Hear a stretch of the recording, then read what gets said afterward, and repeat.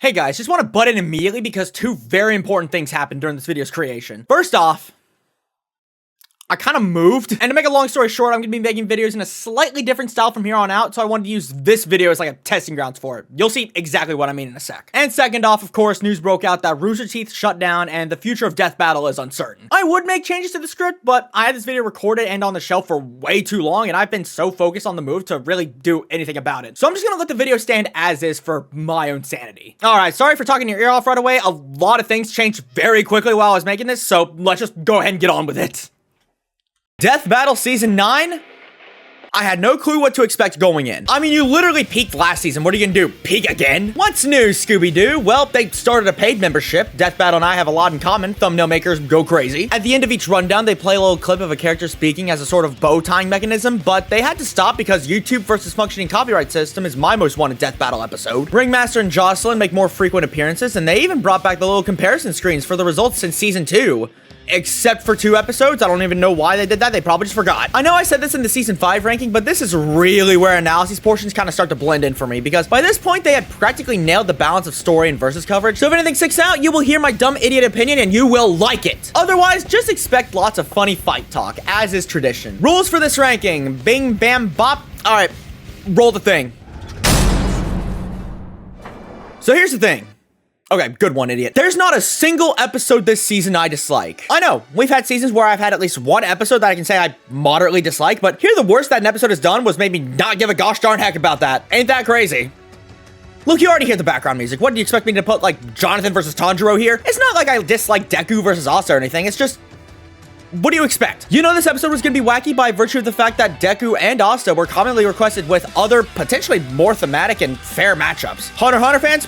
Sorry for your loss. At least you would win in the next season, and then lose the next season. And Seven Deadly Sins fans, I'm sorry for your loss. Not because Meliodas wasn't in a death battle, but because you guys are Seven Deadly Sins fans. Anyways, what also doesn't help is that this episode has a bad rap for how they depicted Asta and Black Clover as a whole. I would go over this, but since I only know 2 anime ever, and I have to go out of my way to watch a whole series just to have an opinion on one death battle episode, why do you guys listen to me? But I wouldn't place this episode at the bottom if there wasn't some nice, delicious death battle slop. I know I was apathetic to the Black Clover side of things, but oh my lord. They discuss things about Asta like his relationship with Liba and his anti-magic abilities, but are completely wasted by not using it in Liba's case, or just by virtue of his opponent not using magic to begin with. They also repeat the jock joke several times in the analysis, then briefly talk about how Asta can actually be smart if he wants to, and then continue the jock shit immediately into the fight. Nice. Now with the fight, there are things I liked about it. I like the performances from Jose Estrada and Michael Kovac. The custom track Strongest Alive goes pretty hard, especially with the Mighty Light motif. I see you guys, I see you. Nick Kramer got to return as a Coliseum commentator since Hercule vs. Dan, even going as far as to have Hercule appear at the end for a funny haha cameo.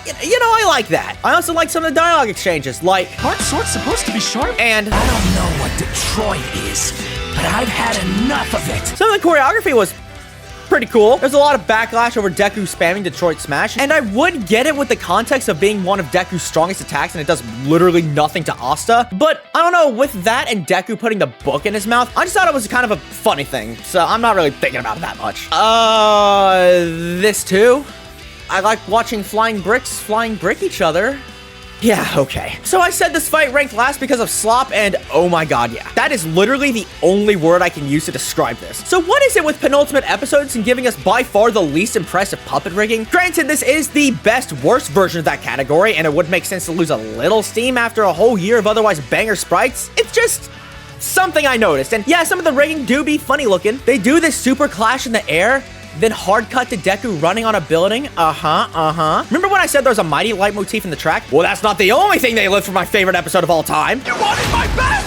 Here it is! Hey, that's a nice callback that doesn't even remotely work. All Might said it because the purpose of his entire fight was a friendly spar turned serious death battle. All the while their admiration for each other is the motivating factor to escalate the fight. Deku said it here because Deku goes 100%, smashes some rocks, and then goes to 1,000,000.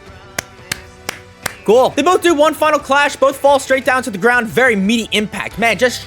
So, how about we cut to Asta still falling and Deku still in the air? Deku's eyes lose color, implying he's kicked the bucket. So Asta then just double kills him with swords that weren't even there in the final clash, and said swords not having the same cutting power that his katana has, while Deku doing the Peter Griffin pose, and the audience cheers that a guy got killed despite apparently being abandoned a couple shots prior.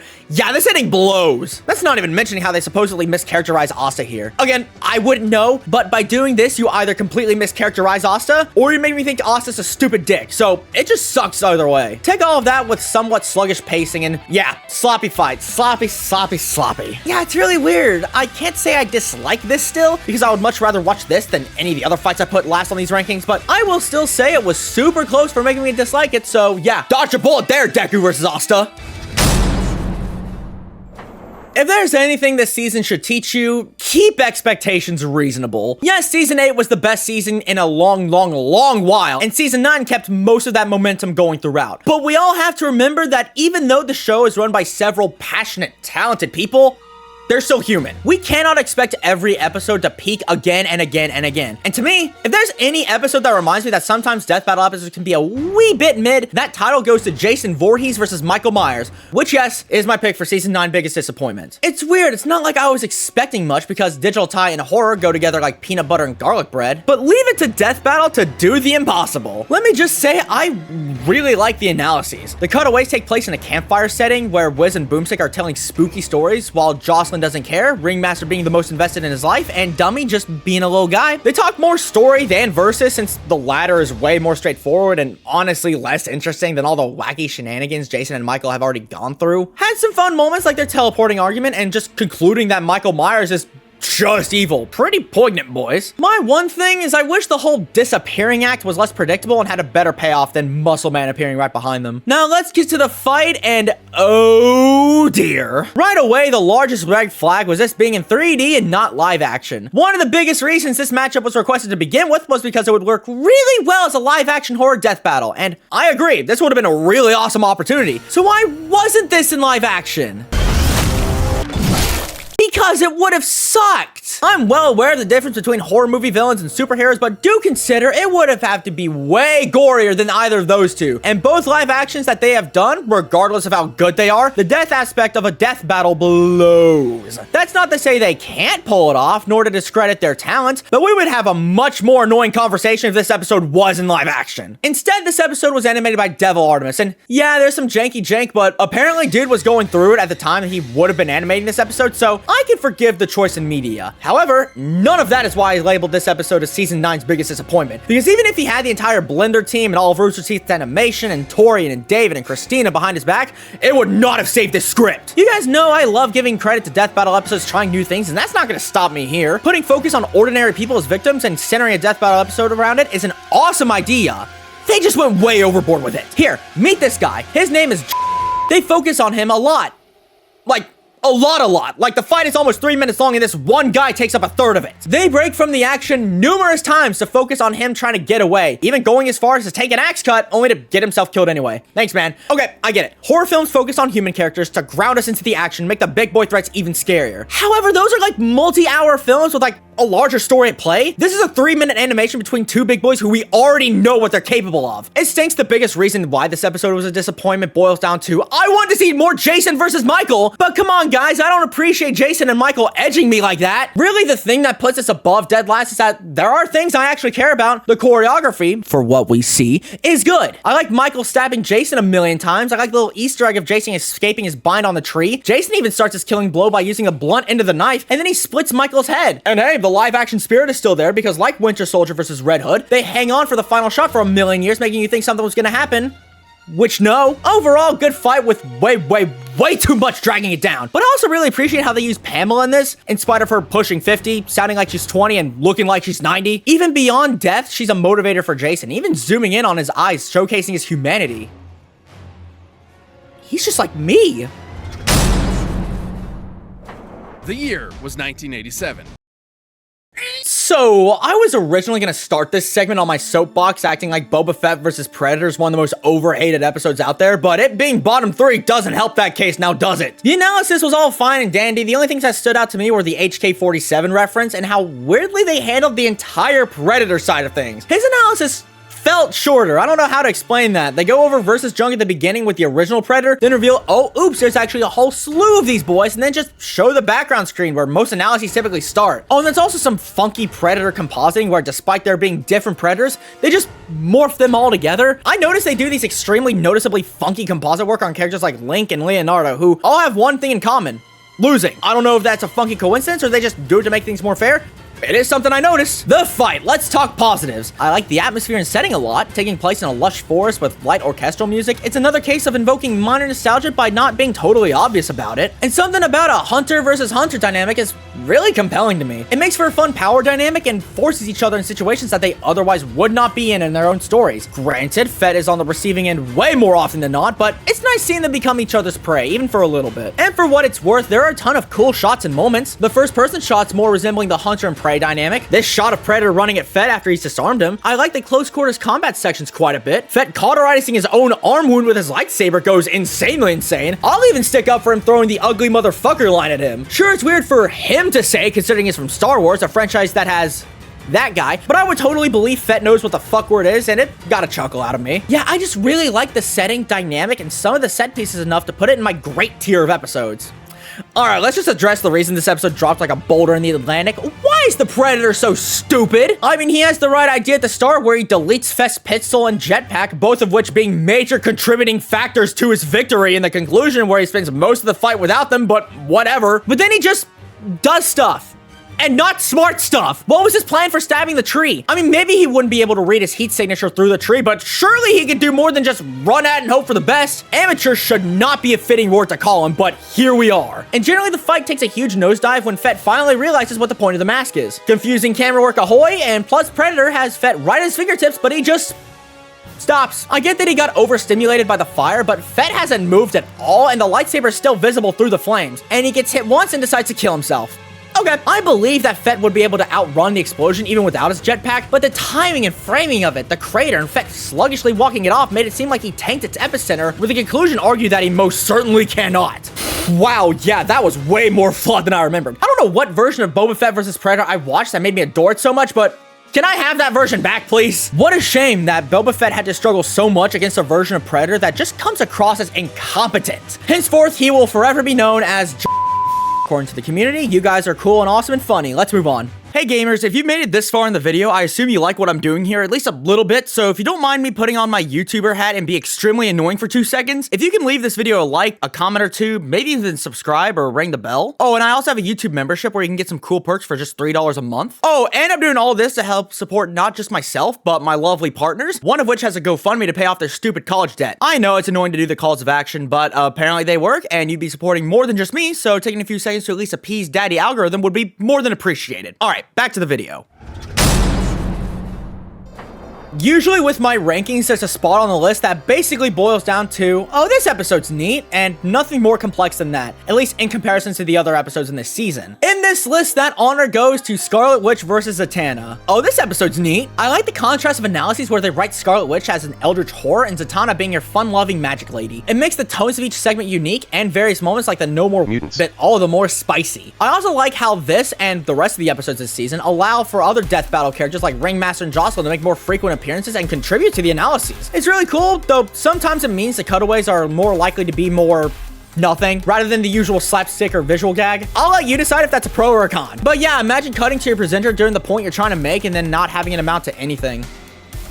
Anyways, the fight, it's neat, it's cool. Right away, I like the aspect ratio and how it changes sometimes, and then goes right into the full 16:9 ratio whenever Zatanna breaks the 4th Nostalgia Critic's The Wall. It's pretty inspired, but I do wish they played more with the aspect ratio in the first act. I'm surprised the act of rabbits is what made it change and not the fact they're reality warping multiversal threats. The dynamic is also cool, and by that, I mean it's yet another case of the fun-loving goofy head versus the stoic, serious, doesn't even know what the soft side of a kitchen sponge looks like character. And by that, I mean it's cool. Wanda does her Wanda stuff of being Red and Wanda. Meanwhile, Zatanna gets to reference Megamind and juggles universes cutely. Not to downplay Wanda or anything, she herself gets some pretty awesome moments. The curtain transition of Wanda big-abizing herself was awesome, as is her big, angry game gamer rage meltdown. To be honest, I don't think it was as quick or as abrupt as others made it out to be. Wanda was basically getting clowned on for the entire fight, even having to be the cat to Zatanna's mouse for a chase into the multiverse. She was quite literally getting embarrassed for most of the runtime, so I don't blame getting smacked by 3 entire universes being the last straw. And even if I did think it came out of nowhere, I mean, seeing this and hearing that,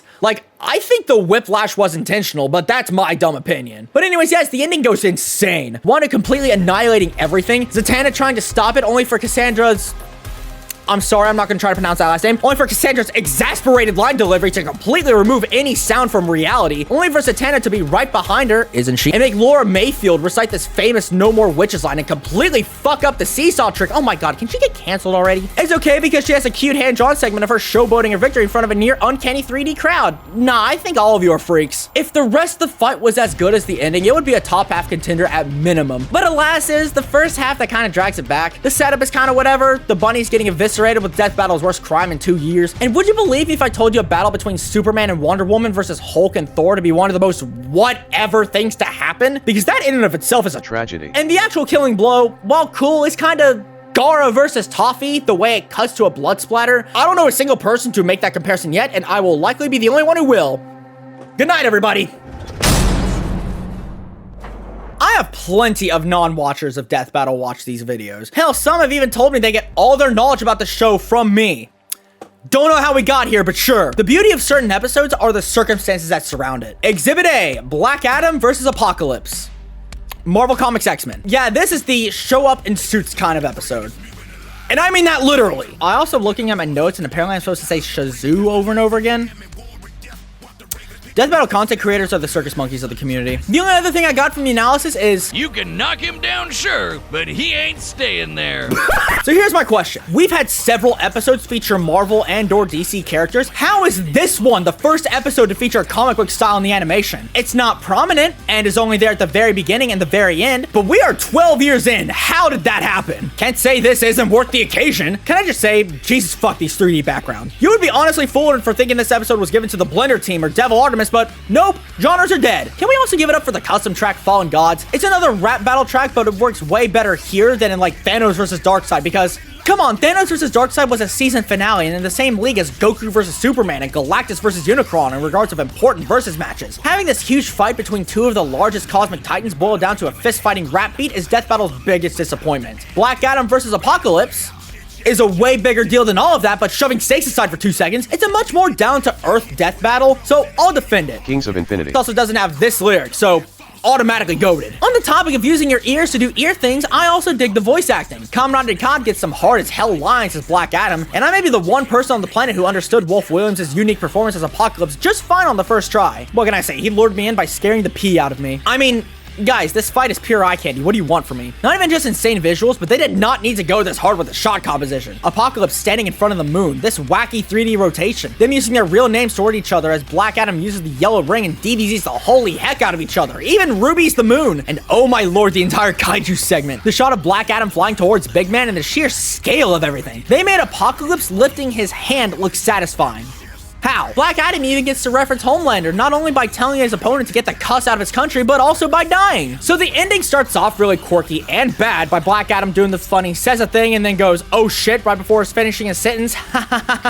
Yeah, this is conveyed like ass. You can interpret this as Apocalypse absorbing what remained of the living lightning and Zahudi informing Black Adam right as he was about to shout Shazoo and then realizes it right as he was about to say it. But it just looks like he gave up when he saw Apocalypse was about to step on him. What are you, that allured by his fucking feet, you fucking feet freak? But it's not like you would have time to reflect on how stupid that is, as Black Adam gets his face caved in, cracking the screen for the rest of the animation, Apocalypse having a jolly old time caving his face even more, carrying Black Adam's fucked face to have his final sight showing he failed to protect his country as Apocalypse tosses his now electrocuted corpse, giving the most sinister laugh recorded for a death battle as his troops take over Kahndaq. One of the darkest ending this show has to its name, and I love it. With such awesome animation, why isn't this any higher? Well, in any other season, this would have an upper half pick at worst, but here's just another day for Death Battle in Season 9. So crazy that the peakest of peak matches didn't even crack the top 10 and okay, mask off for a sec. You guys making this into a huge inside joke?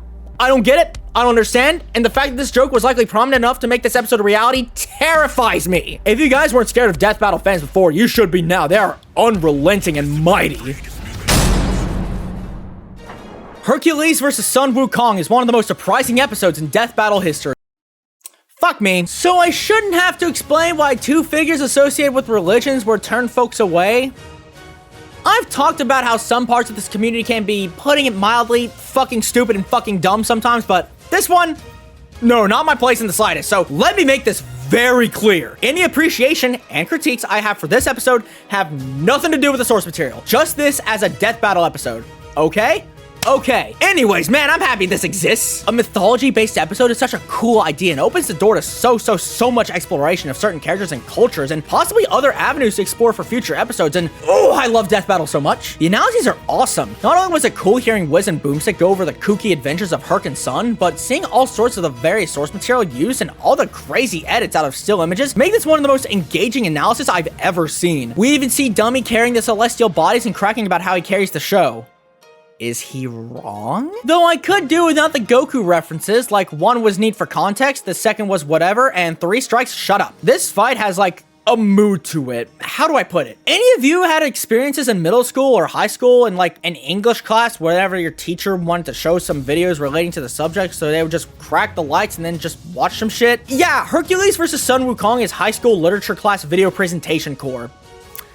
And I mean that with the most massive slash pause I can sling at ya. The entire fight taking place in a scroll with ink-blotted environments with light orchestral backing track with a guy narrating the entire fight is just about the only direction this fight could have taken, and I'm so thankful we finally have a fight in this style. It allows them to take funky directions with it, like the ink blot effects, and even having the entire fight break the boundaries of the scroll. This is like the approach of all time. And yeah, technically this is another dynamic between serious guy versus goofy guy I talk about so much, and it's technically not the best approach, but it's still cool. I guess all my appreciation comes down to aesthetic and larger implication of the show rather than the actual content, which is really weird to say given the episodes is surpassed, but oops. I mean, I'm not gonna call the actual combat bad or anything. Hell, I wouldn't even call it just standard. It's good. They bust out all the abilities and Herc makes a funny quip about an enemy with multiple heads. It's cool and fun, but not the highlight of the episode in my opinion. And that is to say nothing about this fucking ending. Okay, I at least like the attempt. Having the celestial versions of the two get in on the action is at least a good idea, and I at least feel the scale of it all, but the execution is so... no. For one, what am I looking at? And for two, I talked so much about death battle doing the impossible a lot, but my god, how the hell do you spoil the result of a fight as it was happening? I mean, I would forgive it somewhat if I could see even one pixel of Herc's body getting obliterated, but it would still be kind of lame to reveal the audience that Herc loses. Doesn't help that Wukong did the whole, wow, I just did the thing. Did you see the thing? I'm gonna describe the thing that I did, and it wasn't a thing. Ah, well, pretty good fight with a bad ending. That's all I can say. These eggshells have already caved beneath my feet. It's time to move on. Like, right now. Yes, please. Go to the video. Cut the video. Cut the video. This episode is sponsored by BetterHelp Online Therapy. Relationships are hard and confusing. A lot of us will drop anything to go help. Is it bad that this is more on brand than anything? Seriously, a BetterHelp sponsor on Harley Quinn versus Jinx. And BetterHelp being the... anyway, as a premiere, I only had one expectation with it. Not to be better than Yoda versus Mickey or Dante versus Bayonetta, but only be like slightly better than the rest of Death Battle's premieres. Turns out it was not better than Yoda versus Mickey, but it does surpass Dante versus Bayonetta for me, so thanks for making a fool out of me, guys. So this episode might be a little lower than you might expect, but you guys forget, I'm stupid, and my brain likes other episodes more, but don't think for a second I'm gonna sleep on this episode. I mean, the first thing they say after introducing the combatants is, "We live in a society." Ain't that just the most epic thing you've ever seen in your life? Aside from showing a panel of Batman saying the R slur, the analysis was pretty cool. It was neat learning about Harley and Jinx and their toxic starts and paths to redemption, and it was nice seeing all the neat little parallels between the two. I especially like how Ringmaster got to gush about League of Legends. Apparently a lot of people thought this was an ad.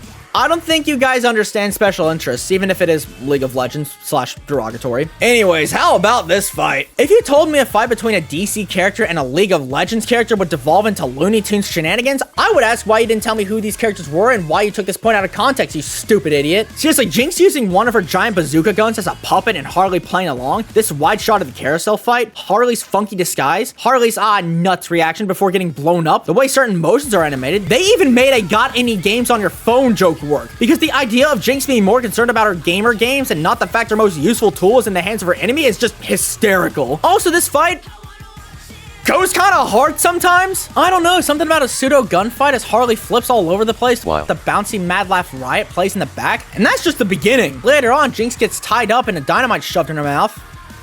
I'm happy for you freaks. But also the fight now taking that small sense of urgency over a dinky little dynamite of all things makes things even more hectic and exciting. Especially with more flippy dippy stuff happening in such a confined space. They even get to fight on the roller coaster for a bit and then, Jesus Christ, the Mirror House segment. All their wacky antics, Jinx gets tagged with the Joker Venom and holy lord. The distorted laughs, the music taking a more disturbed tone, all the hand-drawn overlays, the mirror illusions. Literally the most manic an episode has gotten and I'm all in for it. Jinx catches on and pins Harley to a hammer game. Harley goes as far as to recite the same monologue the Joker used in his fight against Sweet Tooth all the way back in season 3. However, this time Jinx is having none of that and Harley dies by fireworks. What a way to start off the season with a...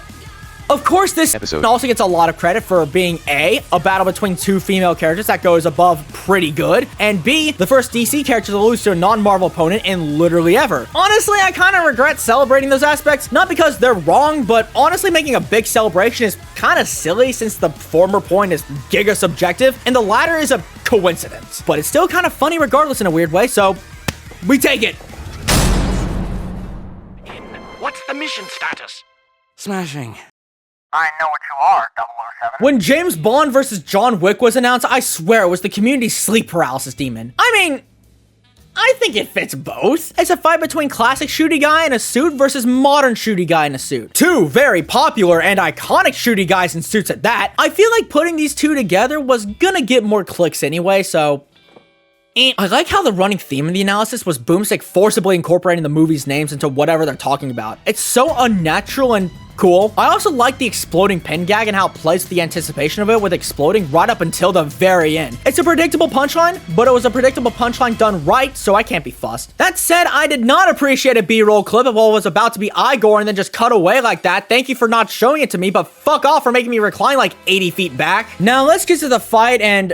oh my god, welcome to being barred out of the top half of the list. So this fight looks mega crusty at first. The models based on Daniel Craig and Keanu Reeves look like they're about to disintegrate at any moment, and John swings a stool like a water noodle. This first segment is very wackily animated and did not give a ton of promise. So let's talk about how this fight picks up hard. So after Bond and Wick do a little talky talk, suddenly the camera work and choreography is just good now. How the fuck? Seriously, the difference between this and 40 seconds ago is night and day, but I'm glad we at least get it going now. Even them just tumbling together looks seamless. What the flip? It is weird how John just deflects the wrist the watch laser is firing after it gets fired because this entire lose condition is not being able to anticipate Bond's go-go gadgets, let alone a friggin' laser, but they make up for it with this. To be entirely honest, I lost count.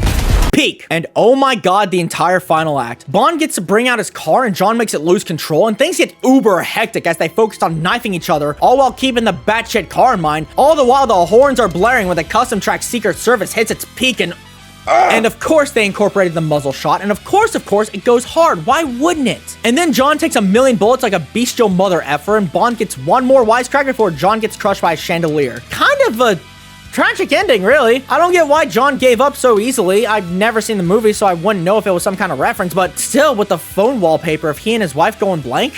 Jeez, man. F. Yeah, it was a nice spy fight that started off as my sleep paralysis demon, but it picked up immensely. We don't get fights in that genre often, and by that, I mean we get that never, so let's enjoy it while we can before they cave and make Spy vs. Agent 47 in like 800 years. Hey, so remember my season 7 ranking where I talked briefly about bonus episodes and all my B-roll consisted of one episode because making footage compelling enough to fit my point was hellish? Yeah, good times. But anyway, yeah, Excalibur vs. Raiden is at the very least 100 times better than the 7 Battle Royale, so I consider that an epic win. Say it with me, boys. Whoa, an episode with a different structure. That's so cool, and I love different. Lo-fi Jocelyn goes so insane. Seriously, this is an awesome premise. Just the two of them conveniently hanging out after hours and then just turns into them doing their work off the clock. Seriously, why do they not have wage theft problems? It also just feels natural too. Like Wiz is playing Warframe like a doofus nerd and proceeds to info dump not just to us but to Boomstick too. Then Boomstick, being somehow less death battle pilled than half its community, /J, also talks about the first guy that comes to mind. Then it just naturally escalates into a debate during the pre-fight analysis. Wiz even gets outmatched by Boomstick. Not his worst L, but not good for his reputation. Now here's the biggest downside about a bonus episode that very likely wasn't planned at the start of the year that features a returning combatant from my favorite episode of one of Death Battle's fan favorite seasons. my idiot brain is gonna compare the two. And I will give as much credit as this episode deserves because it deserves a lot. I do think it is more fluently animated. I think the custom track is more thematic for this kind of fight, definitely helped by the fact that Metal Lotus is more obviously made for a death battle, and EXO seems not that, even though they're both insanely good. There's definitely a lot more spectacle with this one. They interact with the cityscape way more, even if there's 1.5 million shots of them just running up buildings. Raiden gets to use more than just his blade. We get a brief pause of levity with Wiz and Boomstick messing with the combatants and each other. Again, Boomstick outsmarts Wiz for a change. What the fuck? There's also unnecessarily overkill moments, like Raiden slicing this one shuriken to fuck, and Excalibur doing the same to this one bullet. There are so many qualities to this episode that makes a modern revisit for Raiden and a new introduction to Warframe work, and I prefer Wolverine versus Raiden. I mean, that is my favorite episode in the entirety of Season 2, and I made that claim 2 years prior, and I still stand by that. This episode, funny enough, would rank exactly in the halfway point of the season for me. So why do I like that episode more? Honestly, I need one reason, and that's that all the major stuff happens for a reason. Throughout the entirety of Wolverine versus Raiden, you can feel their tensions rising. Wolverine gets progressively more angry and visceral as Raiden tries to do everything he can to outmaneuver him. This pisses Wolverine off enough to go angry. That pisses off Raiden enough to go angry. And we get one of the most batshit visceral conclusions and most intense one-stroke duels in death battle history. You cannot pick apart and rearrange that fight and have it make sense. And as cool as Excalibur versus Raiden is, if you pick a singular moment out of context, I would not be able to tell you when that happened. Definitely not helping is that Raiden activates Ripper mode not because he's pressured to, but to make it feel like a gameplay sequence where he just activates it for the hell of it, and that's it. And the final clash is so anticlimactic. Raiden gets cut in half, wide shot explosion and all, and some random guy's shadow appears. Okay. I mean, it was a good fight, but the stakes were almost nothing. Wolverine died in Raiden's last episode. What kind of controversy can you attempt to stir up? This episode of Death Battle is sponsored by Warframe. Okay, I'm not gonna blame any outsider for thinking Death Battle sold Raiden's L, but that assumption is still asinine. So we can ignore Boomstick saying this. Raiden would definitely kick Excalibur's ass. And we can also ignore Ben saying this. Digital Extremes and the Warframe team did not dictate the victor of this episode, nor even the matchup. They were fine with it going either way, and we wouldn't have accepted the sponsorship otherwise. And don't even bother calling him a liar either. Not only have they gone on record turning down sponsors for wanting to dictate their results, but I want you to name one example where that actually happened. No, go ahead. Oh, so you mean to say that the Warframe sponsored episode was just so conveniently to have the Warframe character win? Yes! It really is that simple. Fuck this. I got nothing to say. Move on. Just move on. As a self-diagnosed idiot, I don't go out of my way to really indulge myself into certain series I don't know much about before a certain episode gets released. I mean, this is the guy that takes months to upload one Death Battle ranking. Do you honestly expect me to read like all of One Piece 2 weeks before they drop Sanji versus Lee? However, once in a blue moon, I actually do bother to check out a series due to me caving in eventually. This phenomenon is actually kind of interesting because it could change my perception on an episode for the good or for the bad. Or it could not change at all when it comes to Tanjiro versus Jonathan Joestar. I just wanted to use this opportunity to tell you guys that yes, I'm finally knee deep into the JoJo hellscape. I cannot be saved. I did not get much out of these analyses. Oh darn, oh damn. Anyways, Jesus Christ, look at this animation. The forest background is stunning. The hand-drawn elements are top notch. The Demon Slayer effects, while not in motion most of the time, are still implemented super well. If there's anything to gauge from this fight, it's a hell of a sight, that's for sure. But there's still plenty to go over, both positive and negative. I'm not very into JoJo calling Nezuko an insidious harpy. Like, yeah, sure, she's a demon and JoJo's gonna JoJo and we gotta set up a confrontation. I just think it'd be weird for him to call a child that. Then again, they more than make up for that small blunder, but we'll get to that. Then again, maybe he had a point since Nezuko runs away twice. Okay, Mott, killer. Apparently, some people thought Tanjiro was being ableist when he asked if Jonathan hit his head and called him a puppy. What? Okay, now you guys are just throwing labels. Just say you don't like it for fuck's sake. If anything, the thing that got me was Tanjiro suddenly shifting between serious combat mode and soft mom mode only twice in the entire thing, but oh well. Other than all of that, the action is just awesome. Jonathan gets to showcase his brute force and Tanjiro does everything he can to use strategy to work around it, and it's just so cool. It's a nice blend of cinematic like anime action that I assume Demon Slayers like, average Death Battle ranking maker talking about series that they've never seen acting like they know what they're talking about, and the outright goofiness of JoJo. Seriously, asking this, He's focusing on my neck. Does he know? While striking a vital part of a human's body that would normally kill anyone in an instant is so funny to me. The only thing missing is Speedwagon loudly exclaiming the exact same question. But good lord, the killing blow. Jonathan moving his lungs to avoid the giant sword move is one thing. Him retaliating immediately as the sword is stuck in his chest is one thing. Benji Buckley screaming his whole ass out is another thing. And on that note, Zach Mara is also a great Tanjiro. But the killing blow being this intense, the dynamic camera work, color changing and all is just... finally, cinema. And look at that, we actually get a slow burn and emotional ending, although not without its flaws. Mainly Tanjiro waiting till his deathbed to tell Jonathan the truth, and Jonathan just immediately sobbing his heart out. Though I can't excuse both of them, giving Jonathan got way too heated in the fight to listen anyway, and I would believe he would be mortified over how badly he screwed up. But even still, the fact we even get this emotional of an ending, and a moment for the characters to bond one last time, and a mercy kill, and the sword is still in his chest! I like the extra scene of Jonathan trying to embrace Nezuko, but oops, demon mode, and that's the end. Makes me wonder what would happen if they just expand this idea into a neat little AU. The only other flaw with this ending is that there's no out-of-place narrator giving a 5-minute eulogy about Tanjiro.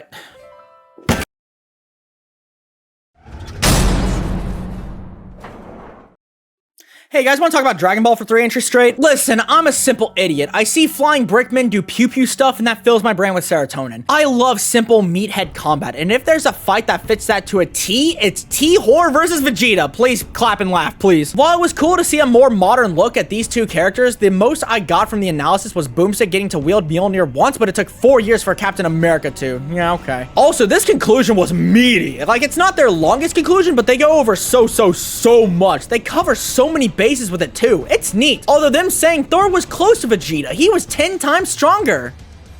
Maybe for death battle standards, yes, but for word standards, no. Anyways, do you want a fight that'll grow some hair on your chest? Good gracious, if you're short of seeing two buff men slaughter each other, grunting and screaming all over the place, throwing out massive big boy attacks, all the while Brandon Yates delivers a goddamn Viking metal track, needless to say, this market is finally covered. Honestly, if they somehow do Cole Cassidy versus Aaron Black and Brandon Yates doesn't get his Grant McDonald on, I'm gonna be pissed. The voice performances are so epic. Getting Lanny back as Vegeta is both inevitable and a blessing, and Jonas Scott comes back as Thor and actually has a good script this time, even talking in early modern English. And as for any awesome moments, there's a ton to discuss and also some stinkers. It's always bothered me that Vegeta gets bonked twice and then goes right to Blue Evolved. I mean, it makes sense given that he was never gonna stand a chance in base, and sure, sometimes Dragon Ball characters go from 0 to 99 instantly, but Blue Evolved? Not his iconic golden pea hair? Man, Vegeta has this one line that references his fight against Android 19 and his fight with Shadow for that matter, but in those instances it makes sense because both were getting mollywopped after talking all that shit. Asking a god that's already pushed your shit in and I'm sure you've already seen fear from just seems so pointless. Also, the two charge up these big man attacks and Thor whiffs it, and even if he did land it, it would have been nothing, like, huh? But aside from the sudden form change point, these moments have amazing circumstances, and there's plenty of awesome moments to make up for the slack. Vegeta's big bang attack looks insane, and Thor containing it also goes crazy. Vegeta tries to stop Mjolnir, and that was a cute moment. The two of them struggling in the middle of the lake goes so insanely hard, as does Vegeta laughing at Thor and taking Thor's attacks in his ego form. Thor getting uppercut in this uber satisfying smear animation. My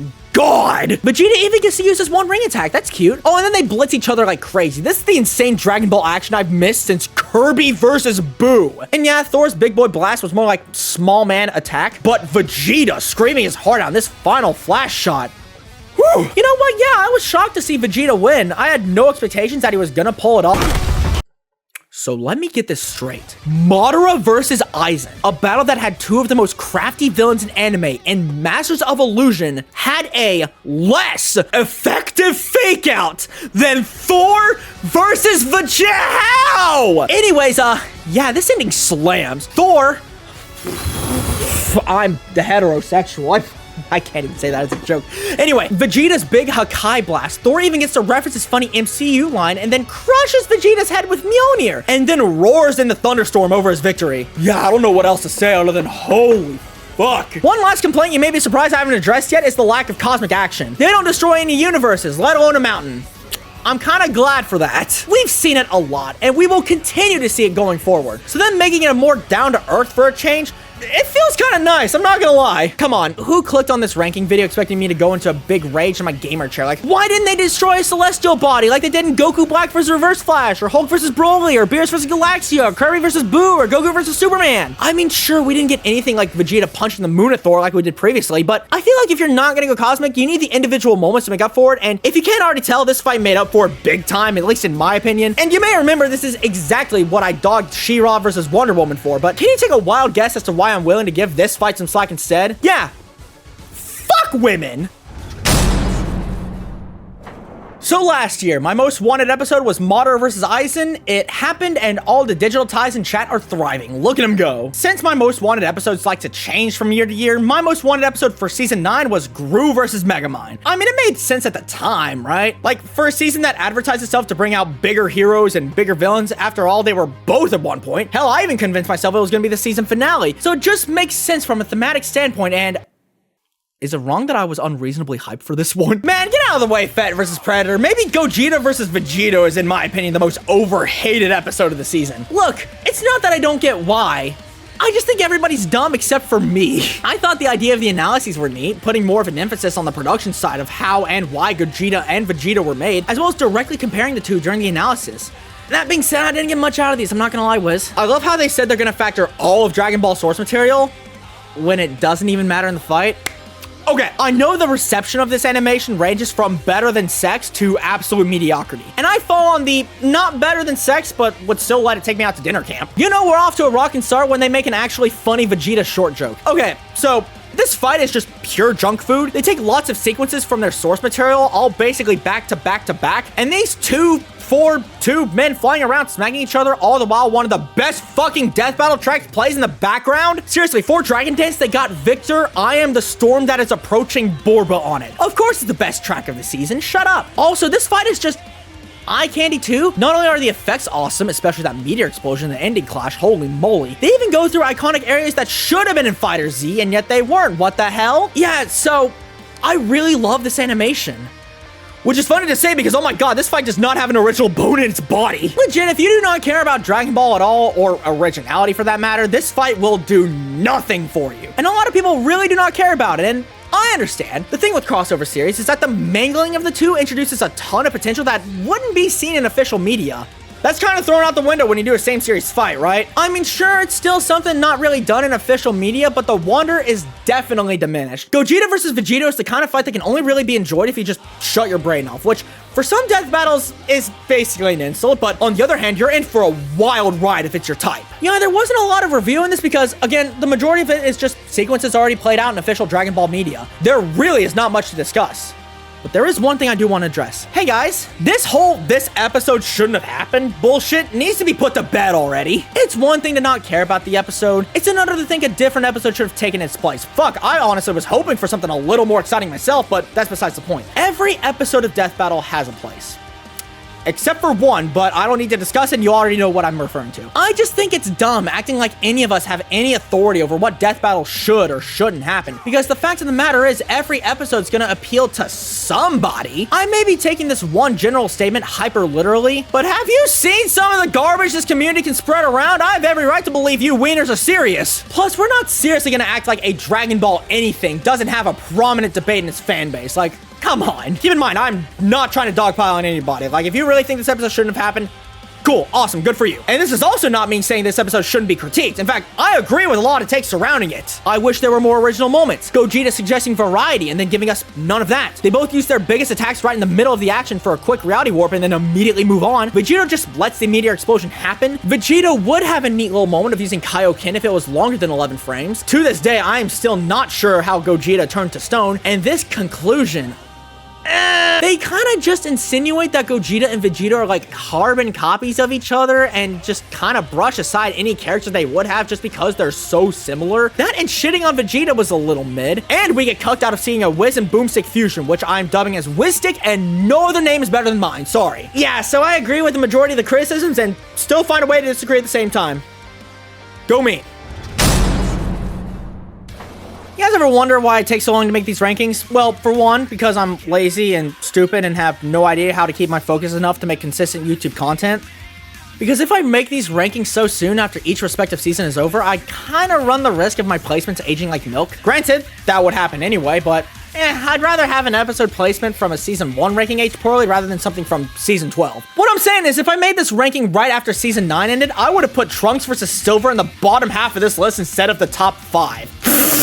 I'm happy this is real. Taking the Flash versus Sonic approach of taking one of the most nothing burger matches and using specific incarnations to actually make the debate side of things more compelling is so cool. I also remember people somehow under the impression that this episode was going to be bad because something Ben hates Silver, so they're just going to make fun of him. My brothers in Christ, 2016 was a million years ago. Trunks' analysis was whatever, had some lame jokes and kind of okay-ish material, but Silver's was a lot better because it has Boomstick gushing over Spawn and Wiz going out of his way to talk about Spawn to make Boomstick happy, so we stay winning. So all the negatives of the fight are taken care of right at the beginning. The setup is kind of whatever. It's just Silver flying somewhere and gets jumped over an off-screen event. Okay, cool, I guess. This sword swinging animation right here is a little stiff, and it takes a big rock for Trunks to go super, and it takes a big rock being deflected back for Silver to go super. Cool, okay. But everything else ranges from awesome to fucking awesome. Custom track, Hedge of Tomorrow, epic. Kaiser Neko as Trunks again, you love to see it. Totally not Bryce Papenbrook as Silver, real. They even make room for a few hee-hees and a couple of ha-has. I wasn't surprised they did the rip-off line again. Hell, even the line right here in of itself is a rip-off. But I can kind of read the irony of them including that in, so I approve. Plus Silver getting kicked in the head immediately after that, we won. Trunks says the thing. Finally, Trunks having a gotcha pull and actually being okay with it is both amusing and highly unrealistic. You're either getting a noise complaint or you're getting a noise complaint. I don't see an in-between. And when the fight isn't being charming or quirky, it's being raw as fuck. Silver getting launched into the moon and his response is to explode it and launch the fragments at Trunks. Oh my lord. Silver redirects Trunks' tri-beam is also insanely insane, but not as much as Trunks' god transformation through his own laser. All these ripple effects from beating Silver to shit, and oh hey, like father, like son. But this one changes color, so it's better. The entire ending is also fucking awesome. Trunks manages to harm a super form, and they both do one last timey-wimey wacky maneuver, and the entire animation takes up a glitchy approach, and it's so tense and cool. Trunks charging his key sword, Silver getting an actually cool it's no use quote, Trunks holding back his own sword that Silver teleported, and so he has to use an even tiny bit more effort to completely wipe Trunks from reality. Holy fucking moly. It got me to root and cheer for Silver. I don't even dislike him, but I felt that he was the underdog going in, not helped by Trunks just being fucking beatable in most versus shows, so needless to say, pretty satisfying conclusion, methinks. I thought it was good, but not great at first, but I don't want to see what version of this episode I saw in the first go around ever again. This was definitely as insane as everyone made it out to be. Hey, have you ever had your matchup be so highly requested and then have it be revealed and suddenly everyone hates it? Because if there's anything that Omni-Man versus Homelander has taught me, it's that A, I'm smarter than all of you, and B, nothing's a bigger turn on than nuance. So there was outrage at this match being announced because both Omni-Man and Homelander have more thematic and technically closer matchups than each other. I am most likely projecting here, but I think you guys just looked at Biffweed's video without clicking on it, and even if you did, you saw like 2 suggestions and not the part where he said he would deal with it if it was announced. And even then, regardless of how we all knew Homelander was gonna get clapped, everyone was in on it. And when I say everyone, I mean everyone. For the analysis, Wiz did a Wilhelm scream, Texas is gonna kill us all, and they calced how hard Homelander comes. This analysis is awesome. Okay, yes, the fight is short. It's a hand-drawn animation, so we all kind of knew going in that it was gonna last long. However, aside from the media in question, the biggest reason this isn't a big deal to me is because again, we all knew Omni-Man was going to stun on Homelander, and that was unironically part of the marketing going into this. So maybe it's best not to waste too much time here. The entire sneak peek's worth of the beginning is so bone-chilling. Young Yak gives one of the most intense, threatening speeches, talking about what Homelander is, revealing that he's incinerated Nolan's wife. It sets up an intense atmosphere. But Omni-Man sees right through it, and Tom Shaw gets to deliver the one promise to Homelander. I'm going to feed you your own heart. Yeah, this is one of the best openings in the entire show. Want to see Homelander get whooped? Well, that's not to say Homelander doesn't put up a fight, but the fact that Omni-Man has to teach him how to throw a punch and Homelander having a panic attack over his public image and Omni-Man just bluntly asks if he's about to cry is so hysterical. I know it seems like the show, and I for that matter, are shitting on Homelander, and that's kind of the point. Seriously, if you're insane enough to call this a spite match, leave. I mean, hey, it's not like Homelander does nothing. He drags Omni-Man through the street, he uses his big sound attack on him. twice. Good job, John. You did your best. There's this one moment where Omni-Man holds Homelander towards an incoming vehicle, and Homelander's response is to laser the fuck out of the plane. They worked in that moment so seamlessly. Like, you would think that's just a normal bit of choreography, but nope, it's a double reference. What's also awesome is how Homelander dies. Dude made the mistake of threatening to kill Nolan's son, and that's when he stops messing around and unhinges Homelander's jaw and keeps the one promise he made at the beginning of the fight. Yeah, Merry Christmas. This came out in May. Now that was a really nice moment in death battle history, wasn't it? A highly requested matchup getting announced that got a ton of flack but proceeded to shut everyone the fuck up. Moments like that don't come around often, but when they do, oh boy, does that tickle my brain. It's living proof that just because a matchup isn't as thematic or as fair as it can be, it doesn't mean the episode itself will be bad because of it. It plays into our community's old adage, let Liam cook, for God's sake.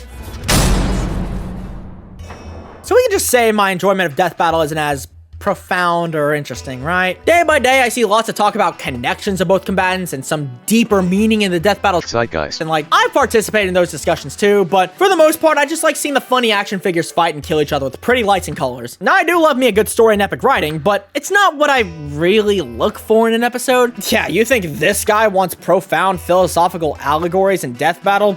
Please. So when I do something like put Magneto versus Tetsuo in the top 3, I hope that says something. Okay, this episode isn't that profound with its writing in all honesty, but it is the one episode this season people think of in that aspect. Yes, more neat coverage of Magneto and Tetsuo and learning about these awesome characters. Delicious. Wiz apparently did drugs in college. This fight is the epitome of a grower. Now, on the whole, choreography, it's not the best, but far from the worst. They have their fair share of fighting moments, but that's after you gotta sit through them flying around and throwing stuff at each other. Completely expected, but they at least get the standard stuff out of the way. And there are awesome bits of choreography in there, and we'll get to them, but it's all secondary to the fight's narrative. See, Magneto observes the idiot human race. Tetsuo considers Magneto an invader, and then picks a fight with him. Magneto wants to punt the kid across a football field, and Tetsuo just gets more and more angry at the old man. There's some bits of them throwing stuff around, but it gets shaken up by Tetsuo screaming a building away, blitzing Magneto, and the two of them clashing and disrupting the entire planet's magnetic field. Holy God. Tetsuo actually has the advantage as Magneto loses his helmet and his face almost gets squished. Ew. I love that they incorporated some of the body horror in this, but oh God, that's not even the half of it. Tetsuo transforms and we reach the turning point of this fight. First off, more body horror. Cool. Awesome. I hate this stupid baby. Second, ego death, which started as a neat little techno bop, turns into this haunting horror chanting tune, and the two tones not once clash. But most of all, the dynamic changes. Magneto, now horrified at the abomination in front of him and telepathically listens to Tetsuo's suffering, realizes he has to kill Tetsuo not out of anger, but of mercy. This is the kind of shit we eat up in these death battles, you guys. It's not only a believable interpretation of what would happen in a scenario like this, and not only an amazing reflection of Magneto's character development throughout the comics, but it's also just really fucking good writing. This moment is where Joshua Waters and Edward Bosco as Tetsuo and Magneto respectively truly shine. Hell, during Tetsuo's psychic assault, you can hear him say, "Welcome to die." Ain't that something? Magneto uses his own blood to turn into Saw Blades to counter the Big Baby Man. It's so fucking cool. As is him supposedly getting obliterated by the Big Bang attack, only for the camera to pan out and having complete control over it. While the killing blow isn't anything flashy, it's just a laser to the cranium. If it were any more flashing, it would have made the ending way worse. Because all Tetsuo has to say is thank you. And all Magneto has to say is you're welcome. Oh my God. I love the short, blunt writing in this. It's so simple yet so poignant. It's great. If I were ranking these episodes based on endings alone, this would still be number 3, but the margin would be much more slim. And hey, for once in the conclusion, they actually did the whole present a feed out of context and then reveal the context at the end thing. Well, they not only debunked Tetsuo's supposed Big Bang thing, but gave the benefit of the doubt and explained how Magneto would still win even if it was a Big Bang thing. Like I said, this episode is a grower. Probably because my hyperfixation on flying bricks and big lasers makes it difficult for my idiot head to look beyond the surface, but when the stars align and allow me to look deeper into an episode, dare I say it's pretty euphoric in a way.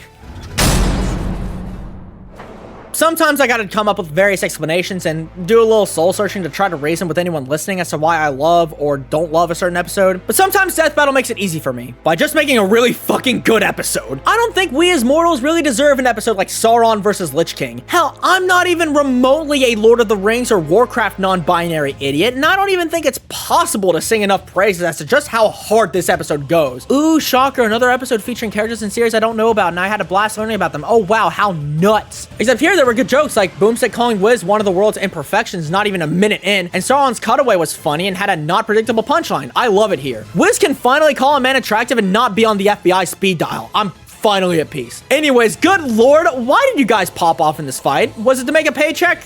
Actually, yeah, that would be reasonable, but still, guys, Jesus. I'm just gonna say it.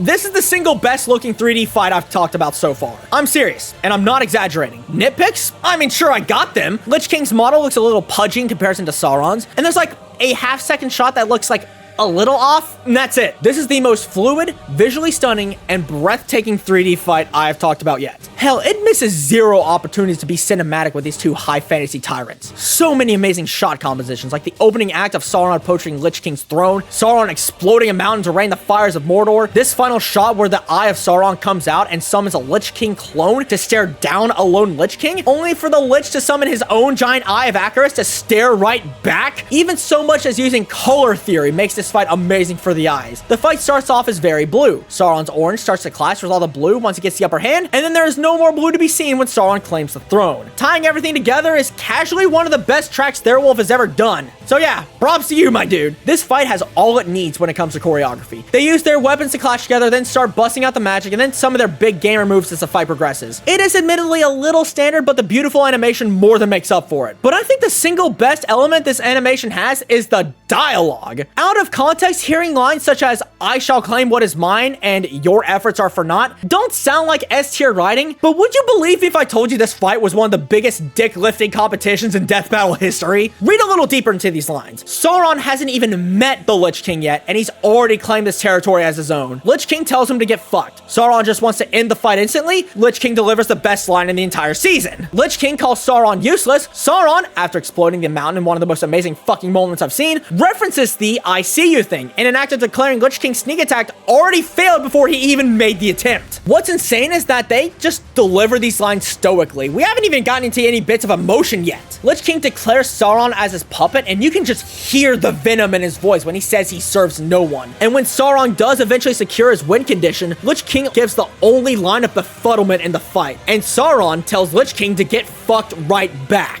Seriously, Ryan Solis and Philip Sacramento did a fucking phenomenal job here. They even made the act of Sauron sitting down satisfying, and he's just super hot.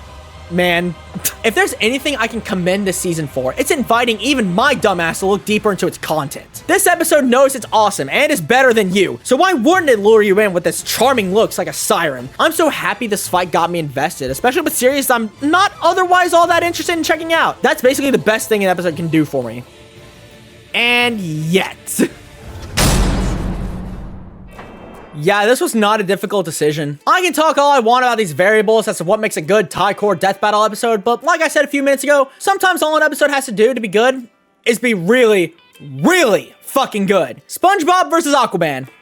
How did we get here? So I think most of us can agree this is like top 3, maybe 2, maybe 1, depending on who you ask, analyses of all time. Literal comedy gold, like actually, for real. You know it's gonna be a banger when they discuss the Cold War and the invention of the atomic bomb as SpongeBob's origins. They say that's right, Boomstick, and this was an extremely close match. Now you cannot tell me that Death Battle has zero self-awareness after this. Wiz has like 2 character arcs, going from shit-talking to praising SpongeBob as a god, and doing the exact opposite for Aquaman, while still going over legitimate feats at the end, literally stating how he can kick all of our asses. I also gotta give it up for Wiz. Ben usually plays Wiz low-key, but him freaking out in the analysis is honestly cathartic. Let loose, my dude. Guys, even the black boxes are funny. How the fuck? They even changed the pre-fight quotes, assuring us that yes, Aquaman's dicked. This is different from a Deadpool versus Mask situation of doing a satire versus debating. This is a satire on Death Battle itself, and I'm so here for it. So the fight.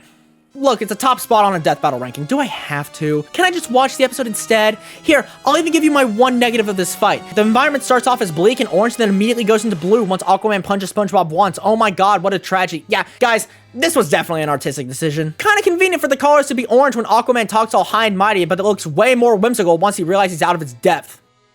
Oh, that's a pun. Fuck me. But, yeah, this is great and awesome and third synonym. Keston Howard did great as Aquaman, and Tom Shulk, how the hell are you real? I would point out the intricate bits of choreography, but it doesn't even matter when it's not even the focus. Really funny how the higher up the top 5 went, the less compelling the actual fighting was in a vacuum, at least in my opinion. No, we gotta talk characters and dynamics, and I gotta put my analysis skills in action.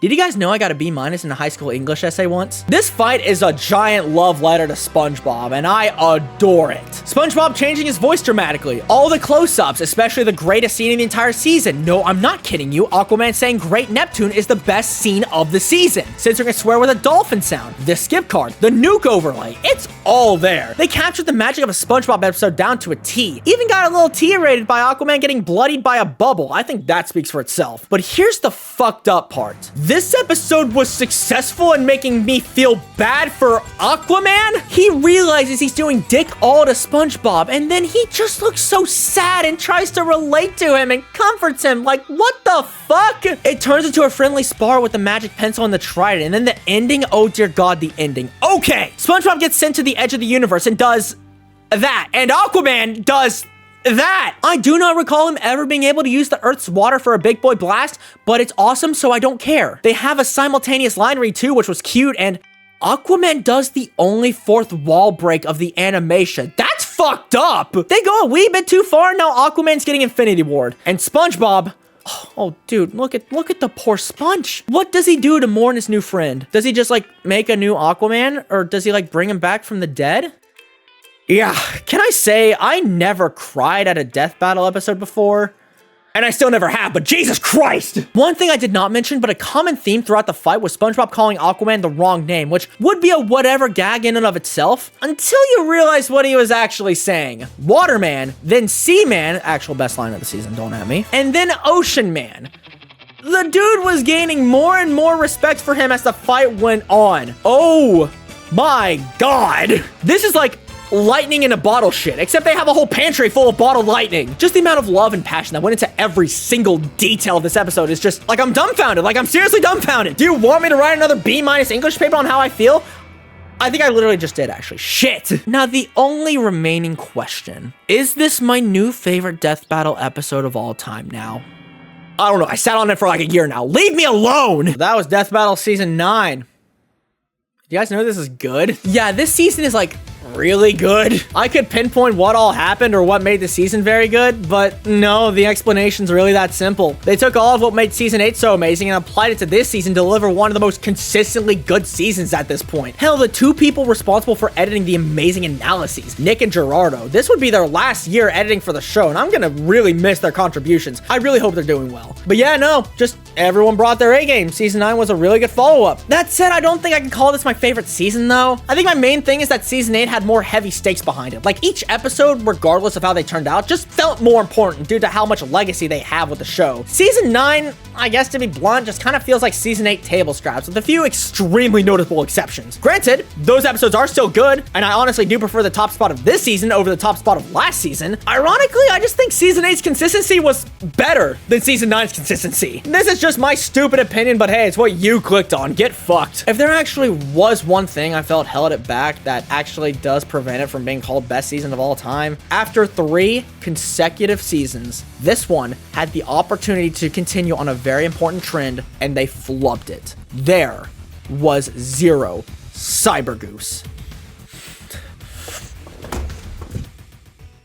Hi again, thanks for watching. I hope you guys are okay with this webcam setting I have, because I kind of have no choice but to stick to it now, but honestly I prefer this style anyway. It makes my videos feel like a touch more personal. I just hope you'll understand going forward. I also have a fat community post up right now and linked in the description going over updates to the channel, changes to Habits GoFundMe campaign, and overall goals I'm considering for this year. It is extremely important, so yeah. Anyways, that's it from me. Thank you all so much for watching, and I want to give an extra special thanks to my channel members: Vinyl453, Alferia, Wagonworks, Chem, VG, Puppybot, Luis Saya, and Defect. I hope I said all that right. Again, thank you so much for bearing with me throughout all my BS these past few months. Things have been crazy hectic, and hopefully things can at least settle down, at least for a little bit for now. So again, thank you all so much. I'll see you guys whenever. Goodbye.